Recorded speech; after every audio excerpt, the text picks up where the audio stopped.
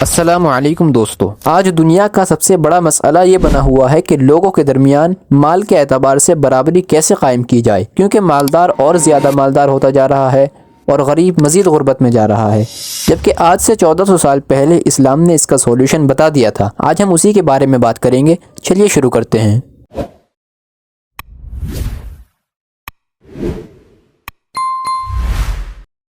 اسلام کے آنے سے پہلے کبھی کوئی اس کا سراغ نہیں لگا سکا تھا، لیکن جب اسلام نے اس کا حل پیش کیا تو اس کے بعد کچھ اور لوگوں نے بھی اپنے نظریات اور آئیڈیاز پیش کیے۔ سب سے پہلے نہلسٹ نامی نظریہ سامنے آیا، جس کا کہنا یہ تھا کہ تمام مال اور جائیداد پر لوگوں کا برابر حق ہونا چاہیے۔ اس کے بعد سوشلسٹ آئے، جن کا مقصد یہ تھا کہ سورس آف اکانومی کا مالک کوئی ایک شخص نہیں بلکہ تمام لوگوں کو بنایا جائے۔ پھر نیشنلسٹ آئے، جن کا مقصد یہ تھا کہ ریزیڈینشیل اور ایگریکلچرل زمین کو اور ان سے پیدا ہونے والی چیزوں کو چند لوگوں کے قبضے سے نکالا جائے۔ اسی طرح کے اور بھی بہت سے نظریات سامنے آئے اور ایک وقت کے بعد سب ختم بھی ہو گئے، لیکن اسلام کا قانون جب سے اللہ تعالیٰ نے بنایا ہے اسی وقت سے اب تک جاری ہے۔ اسلام نے اس کانسیپٹ کا نام زکوٰۃ رکھا ہے۔ زکوٰۃ کے معنی پاکیزگی، طہارت، صفائی اور بڑھنے کے ہیں۔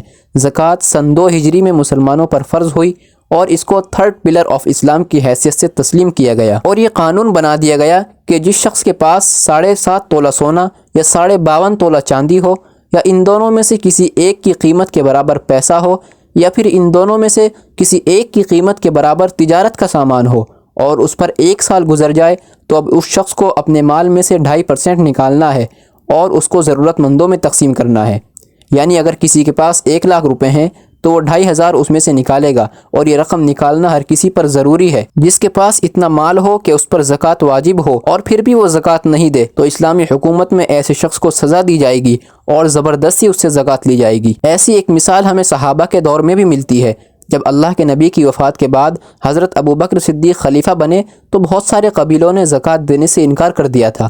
وہ کہتے تھے کہ یہ تو صرف نبی کی زندگی میں واجب تھی، اب نہیں، لیکن حضرت ابوبکر نے ان سے جنگ کی اور زبردستی ان سے زکوٰۃ لی۔ اگر وہ ایسا نہ کرتے تو آج اسلام کا یہ پلر باقی نہ رہتا۔ اب سوال یہ ہے کہ زکوٰۃ کا مال دینا کس کو ہے؟ تو اس کے بارے میں بھی اللہ تعالیٰ نے ارشاد فرمایا، اعوذ باللہ من الشیطان الرجیم، انما الصدقات للفقراء والمساکین والعاملین علیہا والمؤلفۃ قلوبہم وفی الرقاب والغارمین وفی سبیل اللہ وابن السبیل۔ زکوٰۃ کا مال فقیروں کو اور مسکینوں کو اور ان لوگوں کو جو زکوٰۃ جمع کرتے ہیں، یا پھر ان کو جو ابھی نئے مسلمان ہوئے ہیں، یا پھر غلاموں کو آزادی دلانے کے لیے، یا پھر ایسے لوگوں کو جن پر قرض ہو اور وہ ادا نہ کر پا رہے ہوں، یا پھر اللہ کے راستے میں کسی نیک کام میں، یا پھر مسافر کو آپ دے سکتے ہیں۔ اسلام نے 8 لوگوں میں زکوٰۃ کو تقسیم کر دیا ہے۔ اگر مسلمان پابندی سے زکوٰۃ نکالتے رہیں تو 5 سے 10 سال کے اندر دنیا سے غربت کا خاتمہ ہو سکتا ہے اور ہر شخص سکون کی زندگی گزار سکتا ہے۔ لیکن افسوس اس بات کا ہے کہ ہم نے اللہ کے بتائے ہوئے اس سولوشن کو چھوڑ کر دنیا دار لوگوں کے نظریات اور آئیڈیاز کو فالو کرنا شروع کر دیا ہے۔ اسی وجہ سے آج ہم پیچھے ہیں۔ زکوٰۃ ادا کرنے کا فائدہ یہ بھی ہے کہ اس سے مال و دولت کی محبت ختم ہوتی ہے، لالچ اور بخل ختم ہوتا ہے، لوگوں کے درمیان آپسی محبت بڑھتی ہے، کیونکہ جب آپ کسی کو بغیر کسی معاوضے کے اپنا مال دیں گے تو لازمی طور سے وہ آپ سے محبت کرے گا۔ اس کا ایک بڑا فائدہ یہ بھی ہے کہ سوسائٹی سے بھیک مانگنے کی رسم بھی ختم ہو جاتی ہے۔ آج کی ویڈیو میں بس اتنا ہی۔ السلام علیکم ورحمۃ اللہ وبرکاتہ۔